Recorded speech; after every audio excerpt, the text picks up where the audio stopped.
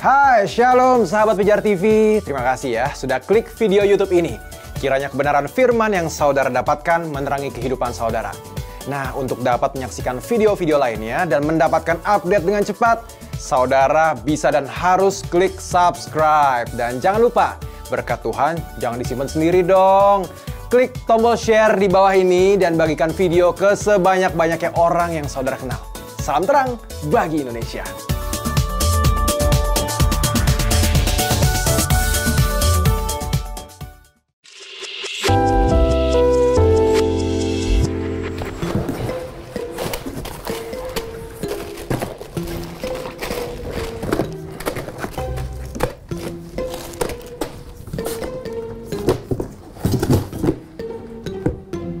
Salah kayaknya.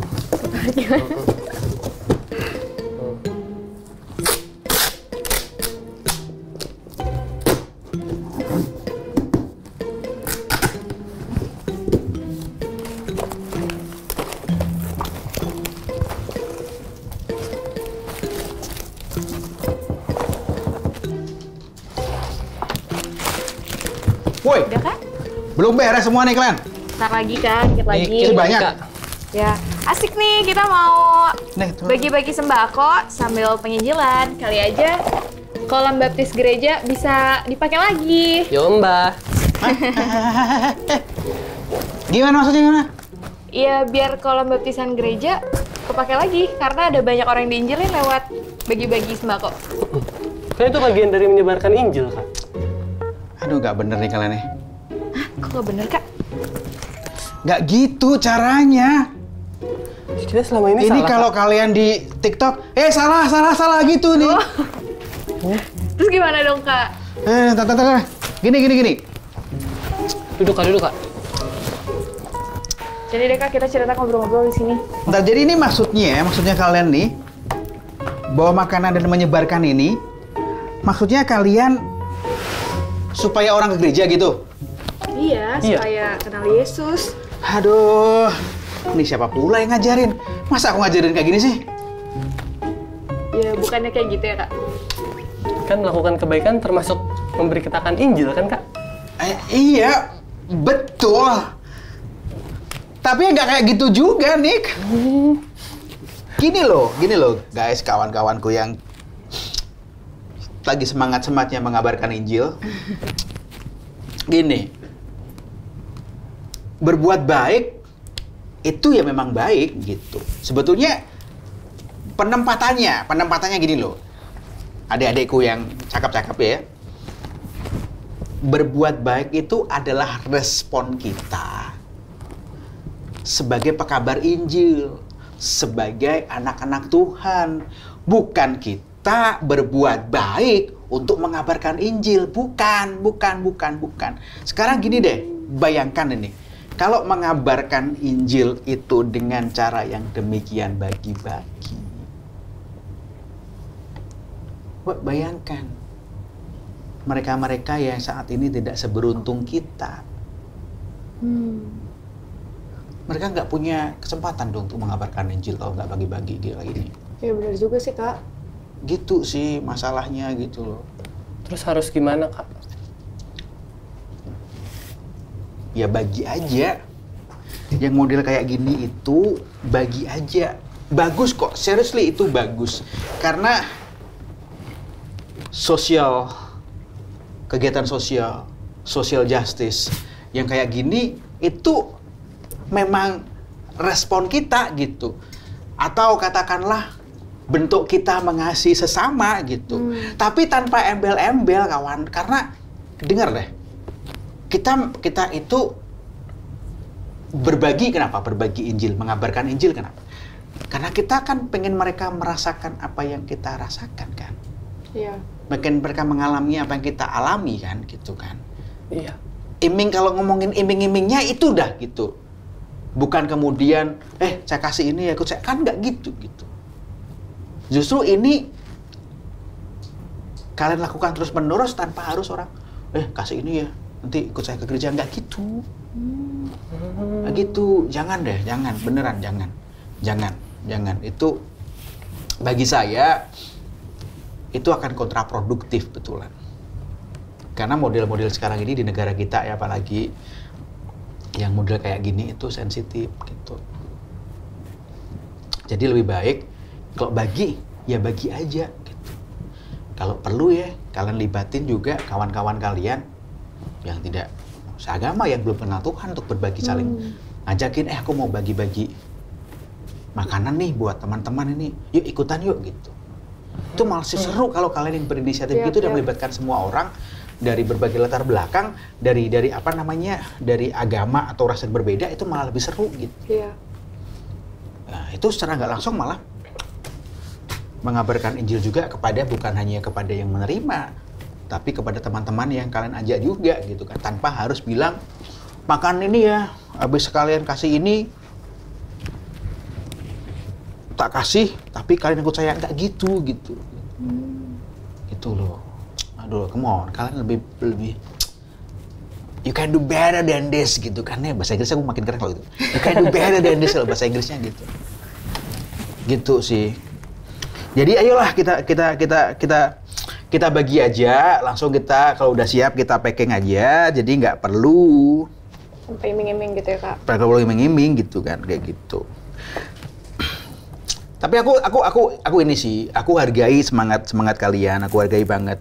Thank you, Kak. Tapi ya kembalilah diluruskan, jangan sampai mereka itu percaya Yesus, ikut Yesus gara-gara sembako. Iya kan? Iya, betul. Nggak panjang itu umurnya. Kalian lihat sih, kalian perhatikan nggak sih, pernah lihat kisah Yesus nggak sih? Yang bagi-bagi sembako. Memberi makan 5.000 orang. Memberi makan 5.000 orang. 5.000 orang dikasih makan. Tapi berapa yang ikut mereka? Iya. 500. Setelah peristiwa itu paling hanya 500-an kalau dicatat. Ya kan? Terus kemudian yang sisa di loteng Yerusalem cuma 120 orang. Jadi kalau acara bagi-bagi sembako, bagi-bagi makanan itu efektif untuk mencari jiwa atau jiwi ya. Cowok perempuan. Iya kan? Dari dulu akan dilakukan gitu kan. Tapi dari dulu kan gak efektif, kawan. Jadi paham ya, yang kalian lakukan ini nggak selaras sebetulnya, paham ya? Belum tuh, Kak, sebenarnya. Jadi gimana sih, Kak, emang untuk bisa menyebarkan Injil dengan cara yang baik dan benar? Pertama tadi, kita sudah ngomongin soal Yesus tadi kan, mengajar tadi kan. Ya. Karena kan diceritakan juga teks Injil mengatakan bahwa sejak saat itu Yesus mengabarkan Injil kan. Dan dia dalam sana juga ada kayak bagi makanan dia kan, bikin mukjizat itu kan. Itu hanya sarana gitu kan. Dan juga bukan itu tujuannya untuk memberi makan orang gitu kan. Kita harus sampaikan, kita harus kasih tahu sampai mereka itu paham betul bahwa Injil adalah keselamatan gitu. Mereka harus benar-benar tahu apakah mereka ada dalam keselamatan atau tidak gitu. Sampai mereka betul-betul tahu pesan yang kalian sampaikan, sampai mereka betul-betul tahu pesan Injil yang kalian sampaikan, kuasa Injil yang kalian sampaikan yang mengubahkan kehidupan mereka, bukan hanya mengenyangkan perut mereka gitu. Gitu sih. Paling tidak ini kalau kalian harus belajar juga itu kan. Apa ya, hal-hal yang perlu kalian sampaikan lah kepada orang-orang gitu kan. Misalnya nih, kalian bisa ambil dari berita Injil yang disampaikan atau pengajaran Paulus yang disampaikan oleh jemaat di Efesus gitu kan. Efesus 2 kalau nggak salah gitu. Dia ngomongin ini bahwa semua orang itu berdosa. Mereka jauh dari Tuhan. Jauh dari Tuhan. Dosa itu membuat mereka jauh dari Tuhan gitu. Dan untuk kembali kepada Tuhan hanya lewat kematian Yesus. Itu yang harus disampaikan kepada mereka gitu kan. Kayak gitu. Dan kemudian dengan keselamatan itu ya, kehidupan mereka akan diubahkan. Kita baca deh. Daripada kita ngawur, kita baca nih. Aku pakai ini. Baca di mana nih, Kak? Pasal 2 nih. Gitu. Nih, kamu dahulu sudah mati karena pelanggaran dosa-dosamu. Ya. Kamu hidup di dalamnya karena kamu mengikuti jalan dunia ini. Karena kamu mentaati penguasa kerajaan angkasa, yaitu roh yang sedang bekerja di antara orang durhaka. Kamu dulu terhitung di antara mereka. Hidup dalam hawa nafsu daging, kehendak daging, pikiran yang jahat. Dan harusnya kamu semua adalah orang harus dimurkai seperti orang-orang yang lainnya. Jadi kita harus sadari bahwa ya keadaan kita sejatinya manusia seperti itu loh gitu kan. Ya kan kalau hanya kasih makanan aja nggak tersampaikan ini gitu kan. Kayak gitu. Mungkin terus sampaikan juga bahwa tapi itu kabar nyatanya gitu kan. Kenyataan nyatanya, realitasnya. Tapi kita tahu nggak sih bahwa ada kabar yang luar biasa. Apa tuh, Kak? Pas ayat 4 tuh baca deh. Allah yang kaya dengan rahmat oleh kasih karunia yang besar kepada kita, dilimpahkannya kepada kita, telah menghidupkan kita bersama-sama dengan Kristus. Sekalipun kita mati. Jadi kita itu, kabar sukacitanya, kabar Injilnya adalah yang dahulu kita terpuruk. Sekarang kita diangkat bersama-sama dengan Allah, dibangkitkan bersama dengan Yesus Kristus. Dihidupkan bersama dengan Yesus Kristus. Dan di dalam Kristus Ia telah membangkitkan kita juga, memberikan tempat bersama-sama dengan Dia di sorga, supaya pada masa yang akan datang menunjukkan kepada kita kekayaan kasih karunia yang berlimpah-limpah sesuai dengan kebaikan Yesus di dalam kita. Jadi usaha kita buat bagi-bagi makanan itu sebenarnya nggak ngaruh dong, Kak, sama keselamatan kita? Iya. Nggak ngaruh. Mau kalian mau kasih banyak banget, 1 truk misalnya tuh, nggak ngaruh. Kalian nggak akan diselamatkan, orang-orang itu juga nggak akan diselamatkan gara-gara makan kenyang kalian, tidak gitu. Tapi apa yang kalian lakukan adalah bukti bahwa kalian diselamatkan. Bagi-bagi, berbagi kepada sesama, gerakan sosial, melakukan kegiatan sosial, itu adalah bukti bahwa kalian mengasihi mereka. Gitu, itu adalah bukti bahwa Kristus telah mengubahkan kehidupan kalian. Kristus benar-benar hidup dalam kalian. Kalian hidup menjadi manusia baru dan kemudian mengekspresikannya lewat ini, perbuatan baik ini kepada orang-orang yang mungkin saja mereka belum terima dan dengar Tuhan. Mungkin saja mereka sudah dengar Tuhan. Itu nggak jadi soal. Yang jadi soalnya adalah bahwa kalian mengekspresikan keselamatannya itu dengan jalan berbagi, salah satunya.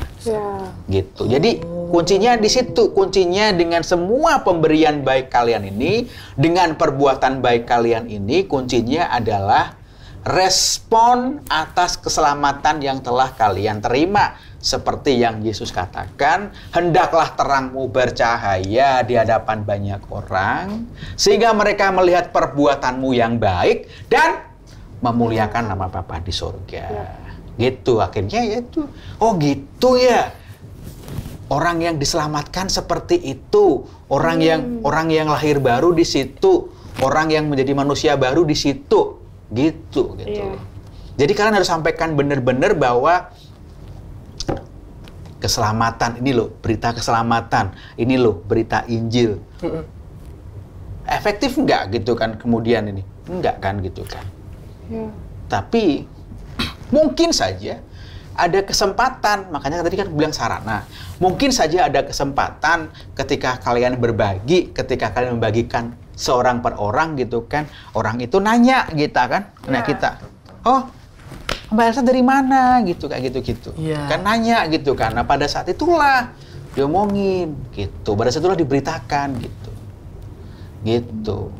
Kak Kris, jaminannya apa Kak mereka terima perkataan kita? Nggak ada. Nggak ada. Nggak ada jaminan. Nggak ada jaminan. Terus kalau kita cuma mengekspresikan apa yang kita terima dari Tuhan dengan cara memberikan, berarti kayak sia-sia aja dong. Kita cuma mengekspresikan itu karena tanpa ada jaminan gitu. Nah, gini, pengekspresian tadi itu membuka kesempatan kita untuk apa?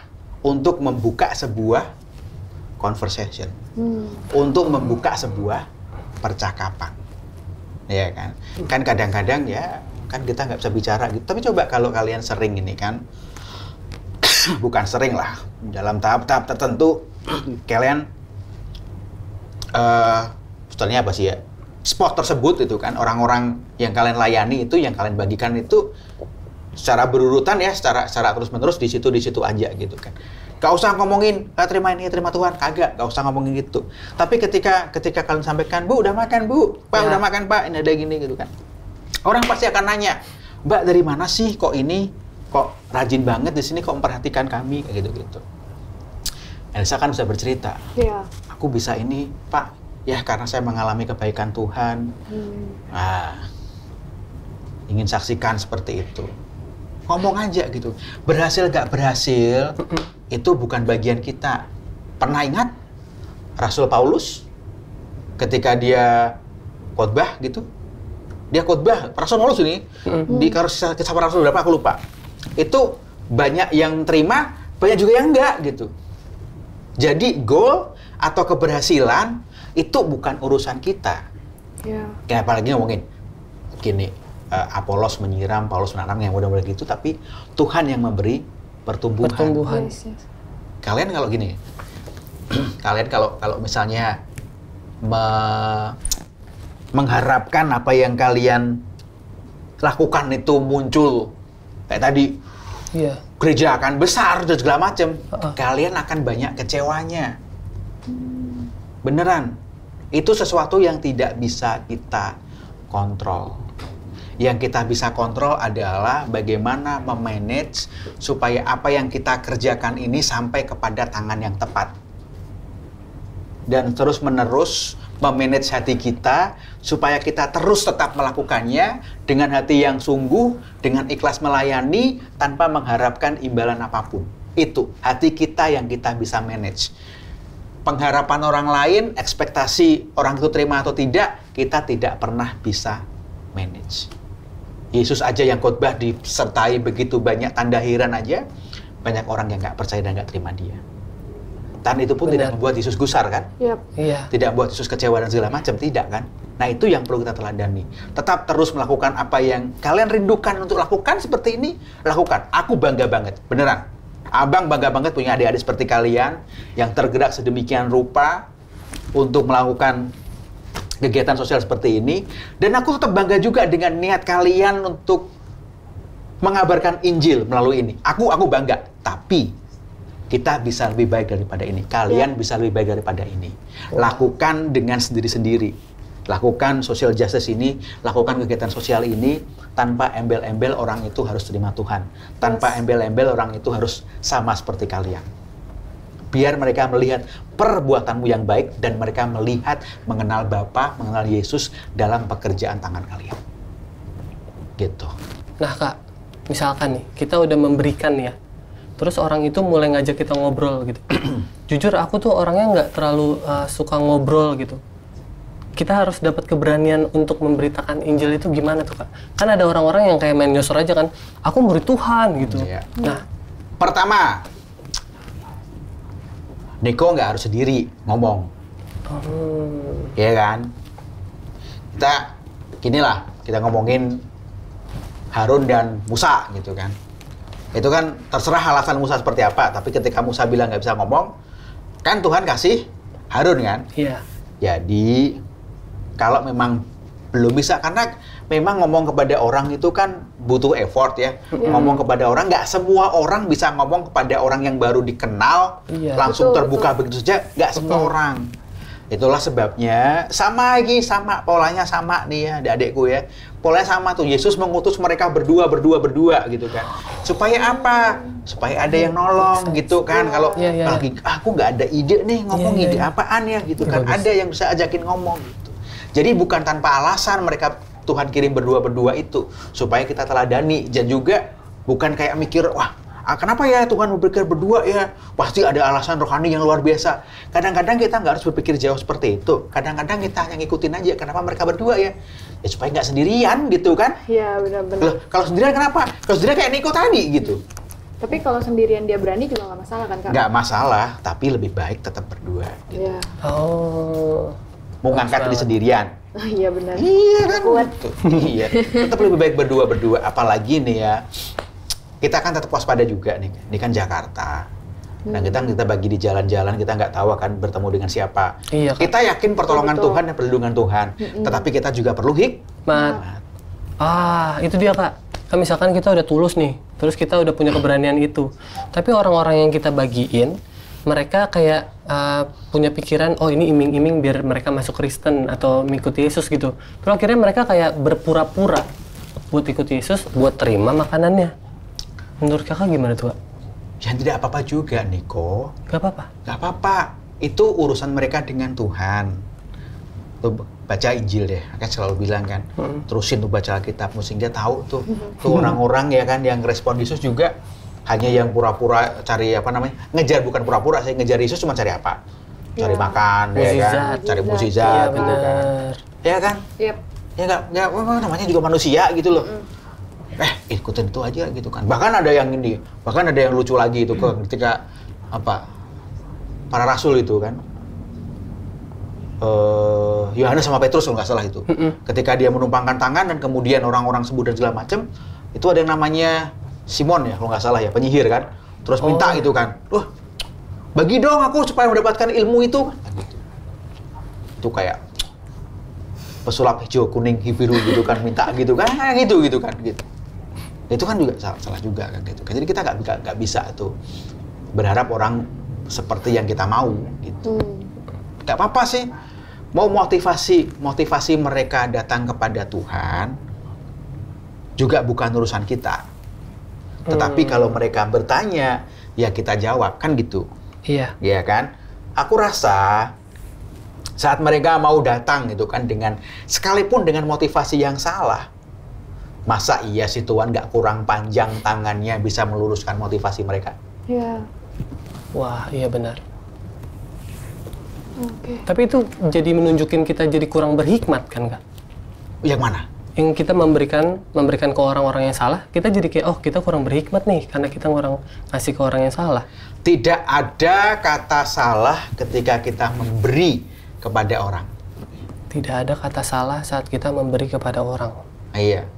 Tidak ada yang salah saat kita memberi pada orang. Yang salah adalah kita memberi yang tidak kita punya. Iya. Coba contohin, Kayak Kak. gimana tuh, Kak? Gimana ya? Kalian ini ngambil contoh tiba-tiba gitu. Kayak gini misalnya nih. Gini, kalian maksa nih membagikan sembako gitu kan. Iya. Sementara nih kita juga kekurangan gitu kan. Iya. Terus kemudian cari sana sini gitu kan. Banyak nih kayak gini. Itu kan itu nggak berhikmat yang gitu. Gitu, oke. memberi dari yang tidak kita punya gitu kan. Gitu. Makanya kan tadi aku bilang kan, kita nggak bisa jalan sendiri nih gitu kan. Iya. Karena apa? Ada orang yang punya tenaga, dia memberi dari kekuatan dia.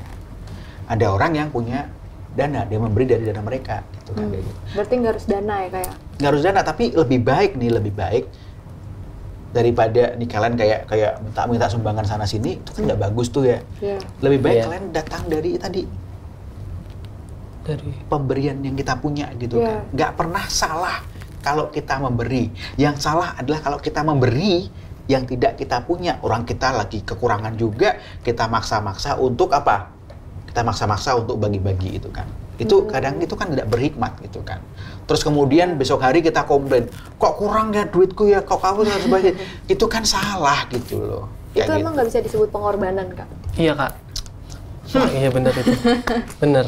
Kalau aku begini, Tadi kan, pasti hikmat. Dan aku tidak akan meniadakan Tuhan gini ya.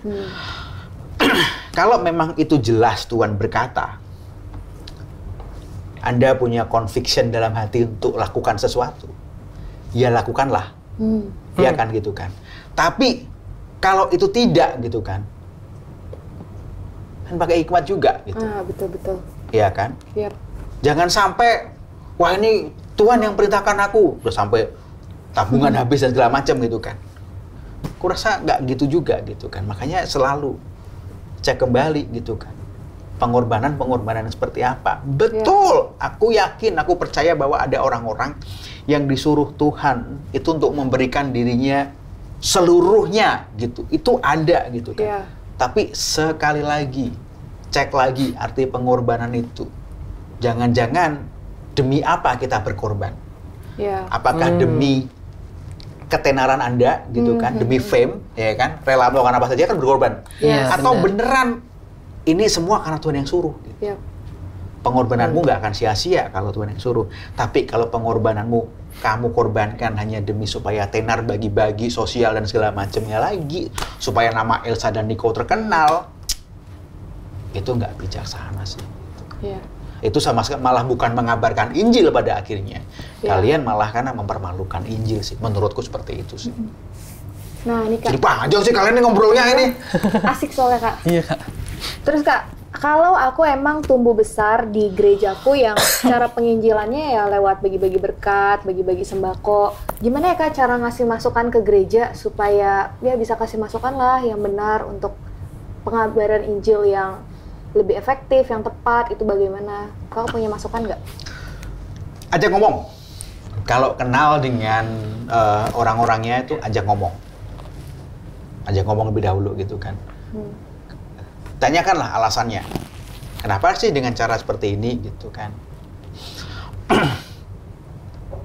Kemudian alasan gitu kan. Tanya juga gitu kan. Goal apa sih yang mau dicari dengan cara seperti ini mengabarkan Injil gitu kan. Wah, ya. Jadi kan bisa tanya gitu kan.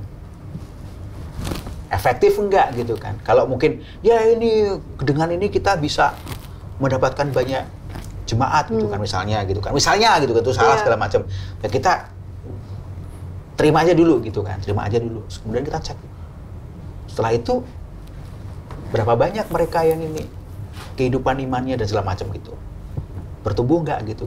Komunikasi sih penting ya kayak. Iya, makanya tanyakan semua. Kenapa mereka melakukan program itu dan terus-menerus pasti ada sebabnya gitu. Kalau tak punya jawaban misalnya, nah baru di situ kita akan bagaimana kalau begini Om, Tante, Bang, Kak gitu. Kan nggak bisa kita samaratakan itu kan, harus tetap cari tahu juga gitu. Kenapa sih itu? Mungkin aja nggak tahu ada cara yang efektif yang lain. Dan Tuhan kasih hikmat pada kalian untuk kasih cara yang lebih efektif gitu kan. Gitu. Yang zaman berubah gitu. Gitu. Mungkin yang dulu efektif karena mereka nggak tahu gitu kan. Gitu. Terus kemudian kasihan ini loh. Kalau menurutku sih kasihan sumber daya.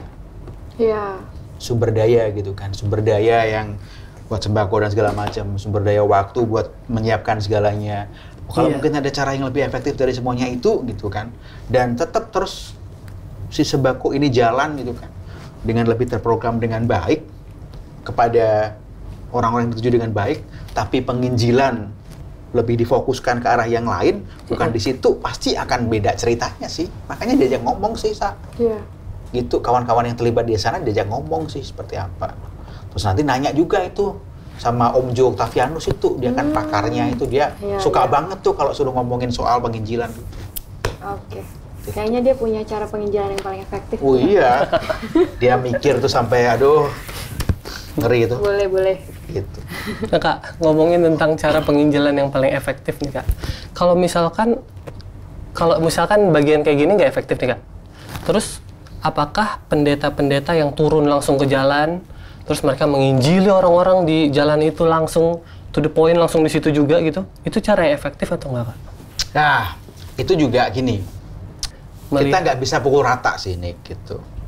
Kalau bener ada yang disuruh Tuhan begitu gimana coba? Iya kan? Iya benar. Maka kembali kalau Tuhan memang kasih tahu dia terus efektif seperti itu, aku nggak bisa juga menghakiminya gitu kan. Tapi sekarang kalau kita ngomongin sekarang, pasti ada cara yang seperti kata kalian, ada cara yang lebih efektif gitu kan. Iya kan? Kayak misalnya nih, pakai sosial media misalnya, itu kan juga efektif juga gitu kan. Kalau mau ngambilnya adalah orang-orang yang lewat gitu kan, sama aja kan. Di sosial media itu kan banyak orang scrolling, itu kan banyak orang yang lewat gitu kan, kayak gitu. Kayak sekarang coba ini, Anda teriak-teriak di jalan gitu kan, tanggapan orang kan seperti apa? Orang gila. Iya, banyak kan seperti itu gitu kan. Iya kan, anggapan orang seperti itu kan. Apakah itu akan mempermuliakan nama Tuhan atau enggak? Kan enggak gitu kan. Iya, betul. Kayak gitu. Iya benar. Iya kan gitu kan. Jadi itu termasuk hikmat juga loh gitu loh. Mungkin dulu efektif dulu. Model kayak Yohanes Pembaptis tuh mungkin efektif dulu. Dan memang zamannya karena tidak ada televisi seperti Pijar TV ini, ya kan? Iya kan? Tapi kalau sekarang kan mungkin dengan begitu banyak teknologi dan sosial media, kita juga sama nih seperti Bapak Yohanes Pembaptis berteriak-teriak di padang belantara yang adalah sosial media, yang dimanapun orang bisa lewat, orang scrolling dan seterusnya. Gitu. Tapi gini, ada banyak cara yang lebih efektif tadi itu kan. Lewat kalian nih. Lewat kalian membawa diri kalian setiap hari. Sehingga orang bisa melihat Injil dari kalian gitu. Jadi nih, kalau kita ngobrolin tadi bahwa bagi sembako itu oke. Ya, bagi sembako itu oke. Tapi bedakan dengan penginjilan, jangan dicampur adukkan. Gitu. Ini tidak bisa dicampur adukkan. Ini adalah responnya. Ini adalah kewajiban kita. Ini adalah tugas dan tanggung jawab kita. Gitu. Kabarkanlah Injil, jadikanlah semua bangsa muridku. Gitu. Ya. Jadi, kalau sudah begitu cara penginjilannya, ya tadi metode seperti apa kalian lakukan? Nggak mungkin ini, ya kan, kayak gitu. Terus kemudian sasarannya juga, kalian juga perlu tahu juga ini ke siapa, gitu kan. Kemudian termasuk juga selain metode, peralatan, dan yang jelas pengajaran. Pengajaran keselamatan ini yang sering dilupakan. Setelah pengajaran ini, ya tadi seperti yang Ilsa bilang, dimuridkan mereka. Dimuridkan ya, bukan sekedar diajak hadir di gereja, apalagi dicemplungin kolam baptisan. Anda ini ya, gitu, dimuridkan, gitu. Berarti dimuridkan lebih penting daripada baptisan ya? Ya kan sama, dua-duanya ini sejalan, bukan lebih penting atau tidak, sejalan dua-duanya gitu. Muridkan dan baptislah mereka gitu. Nih penting tadi ini. Memberitakan keselamatan. Keselamatan tadi itu yang aku bilang tadi di Efesus tadi itu. Bahwa nih status kita jauh dari Tuhan, jauh dari Allah. Dan kemudian hanya lewat Kristus.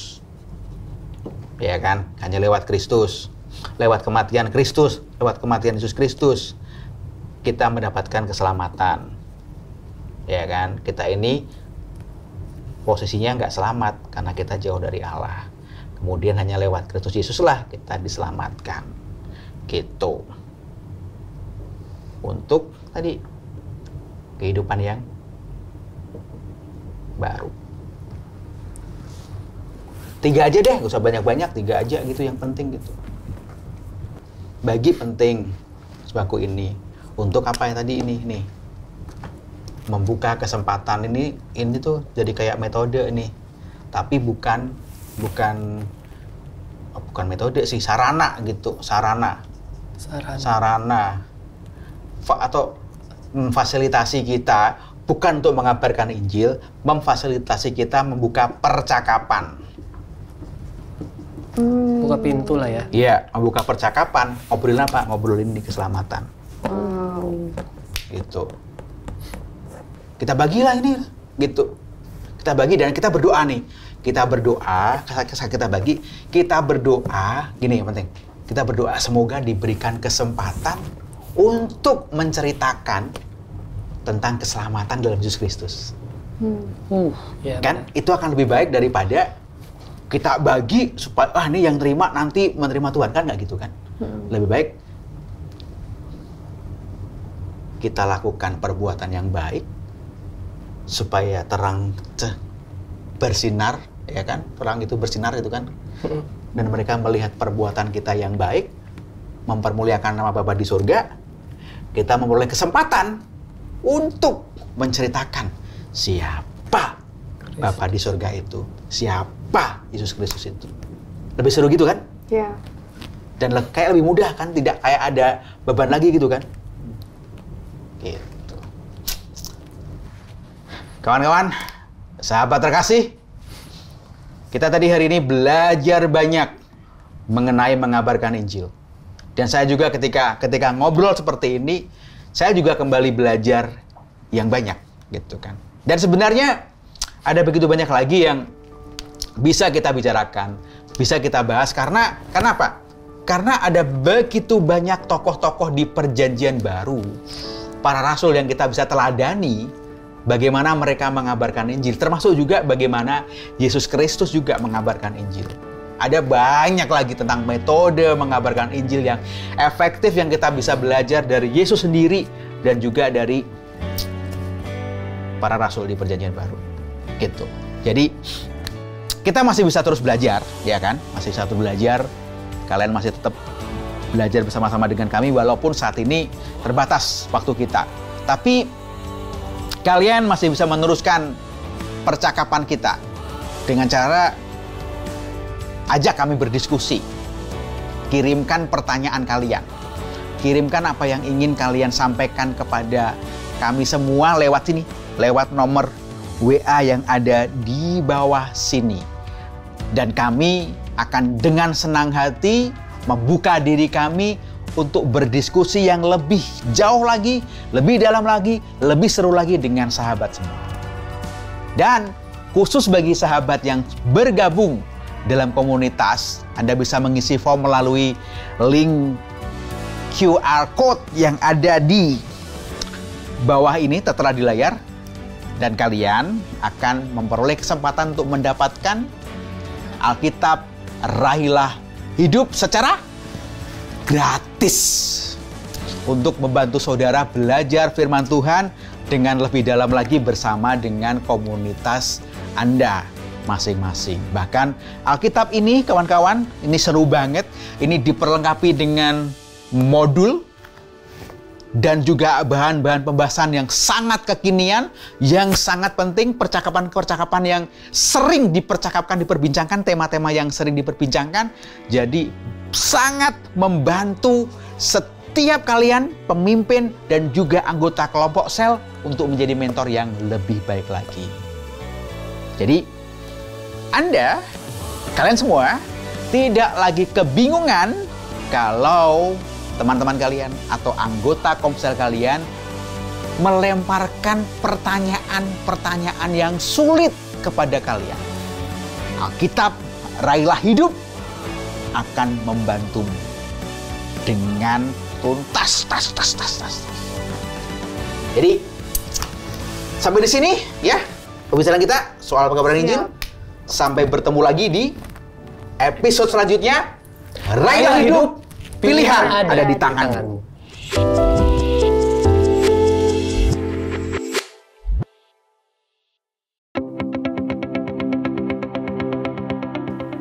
Sahabat Pijar TV, terima kasih sudah menjadi pemirsa setia program-program Pijar TV. Kami sungguh rindu agar saudara bukan saja diberkati dengan menyaksikan program-program ini, tetapi juga dapat berinteraksi dengan kami untuk berdiskusi dan bahkan didoakan melalui WhatsApp dan telepon yang tertera di layar kaca ini.